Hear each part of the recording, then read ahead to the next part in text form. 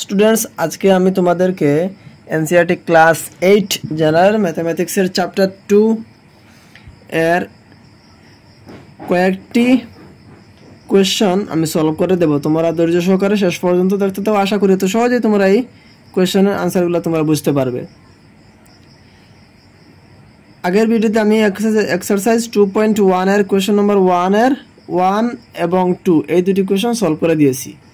আজকে আমি তোমাদেরকে আরো কয়েকটি ম্যাথস সলভ করে দেব। এখানে দেখো আমাদেরকে x এর মান বের করার জন্য বলেছে। কোয়েশ্চন 1 আমি এখানে আর লিখছি না, তোমরা তোমাদের বুকের সাথে মিলিয়ে নেবে। এখানে বলেছে -8 + 2x is equal to -4. Solution: -8 + 2x - 4 implies, এক লাইনের মধ্যে দুইটা যদি ইকুয়াল সাইন থাকে তখন আমরা প্রথমটা এরকম দেব, implies। এখানে দেখো এই যে -2x + 2x এখানে আমরা এখানে যেভাবে আছে সেভাবে লিখে নেব। তারপর এখানে -4 লিখব, সমান চিহ্নের রাইট সাইডে আছে। তারপর এখানে দেখো সমান চিহ্নের বাম সাইডে আছে, ইকুয়াল সাইনের লেফট সাইডে আছে কি -8, রাইট সাইডে যদি যায় তখন সেটা +8 হয়ে যাবে, +8 -8 becomes +8। Next line again 2x -4 + 8 plus minus, plus into minus, প্লাসে মাইনাসে মাইনাস, 8 - 4 4, সাইন বসবে বড় যে একটা নাম্বার থাকবে সেইটার সাইন। এই প্লাস হলো 8 এর সাইন, মাইনাস হলো 4 এর সাইন। এখানে সাইন বসবে প্লাস সাইন, প্লাস সাইন দিলেও হয় না দিলেও হয়। প্লাসে মাইনাসে মাইনাস, 8 - 4 4, সাইন বসবে বড় যে একটা নাম্বার আছে ওইটার। এখানে প্লাস সাইন বসবো কিন্তু আমরা প্লাস সাইন দিছি না, লাগতো না। তারপর x ইজ ইকুয়াল টু এখানে 4, তারপর এখানে দেখো 2x আছে। এই যে 2x এখানে 2 × x, 2x মানে 2 × x। এখানে দেখো সমান চিহ্নের বাম সাইডে 2x এর সাথে ইনটু হিসাবে আছে, তখন রাইট সাইডে এসে ডিভাইড হয়ে যাবে, 4/2। আনসার হবে 2, 2 × 4, আনসার হলো 2। মানে x এর ভ্যালু, x এর মান কত হয়েছে এখানে 2। এখানে লিখবো x = 2। এখন এই সলিউশনটি দেখো, solution 6x/7 is equal to 42। এখানে দেখো এখানে আমরা কিভাবে এই অঙ্কটি সলভ করব। এখানে দেখো 42 এর নিচে কিচ্ছু নাই, তার মানে এখানে আমরা ধরে নেব এখানে 1 আছে। কোনো কিছুর নিচে যদি কিচ্ছু থাকে না তখন আমরা এখানে 1 ধরে নেব। তারপর এই 6x × 1 7 × 42 এইভাবে কোনাকুনি আমরা ইনটু করব, ক্রস মাল্টিপ্লিকেশন করব। 6x × 1, তারপর 42 × 7, তারপর দেখো 6x × 1, 1 দিয়ে ইনটু করলে 6x এর যে রকম আছে ওই রকম থাকবে। 2 × 1 2, 3 × 1 3, 4 × 1 4, 6x × 1 6x, যেভাবে আছে সেভাবে রয়ে যাবে। তারপর এখানে দেখো 42 × 7 আমরা যেভাবে আছে সেভাবে লিখে নেই, ইনটু করলে হবে না করলেও হয়ে যাবে।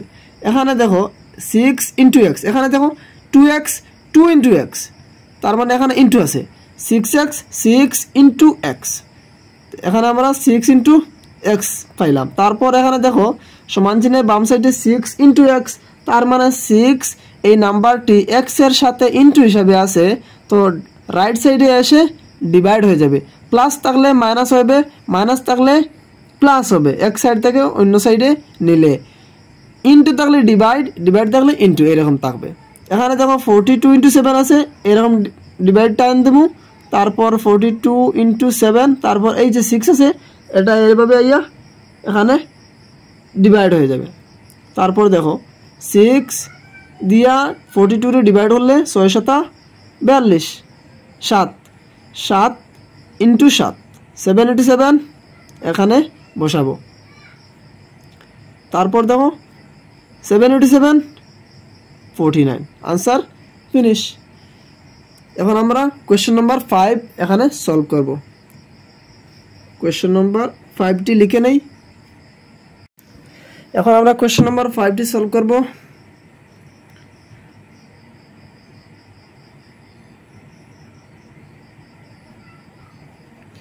কোয়েশ্চেন নাম্বার 5 হলো 6y/11 is equal to 54/99।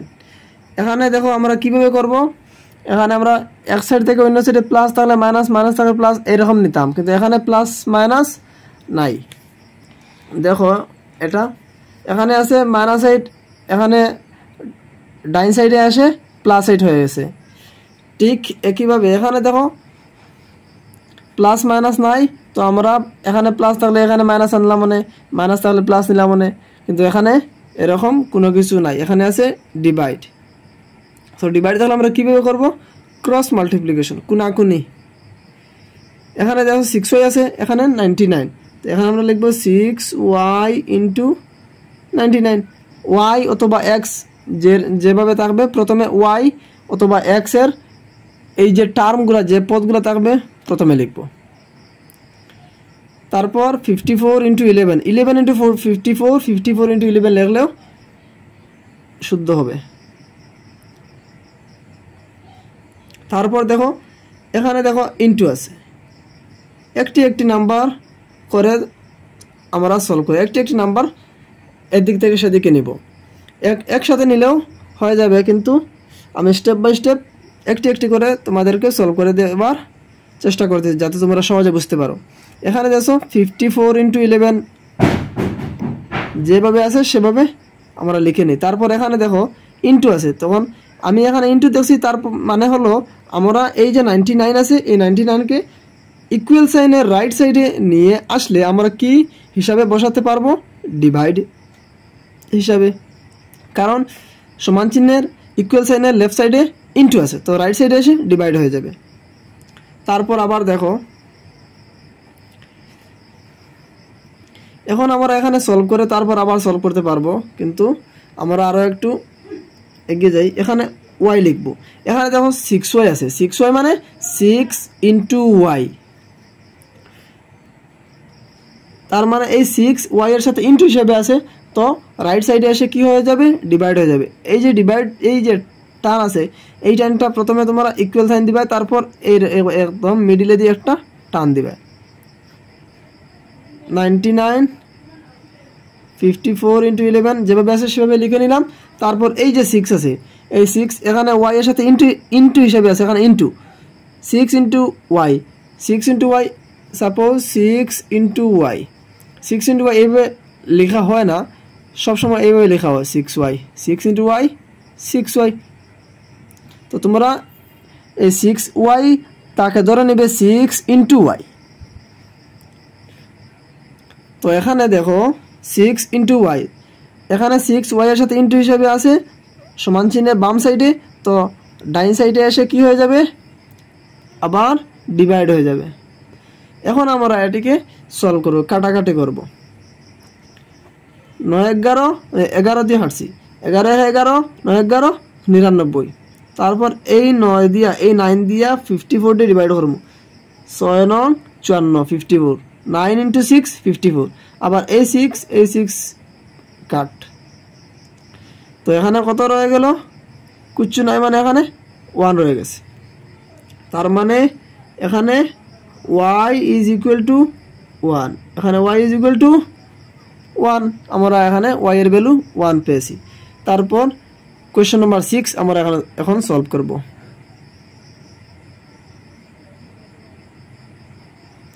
Question number 6 হলো 3x is equal to 180 plus 6x।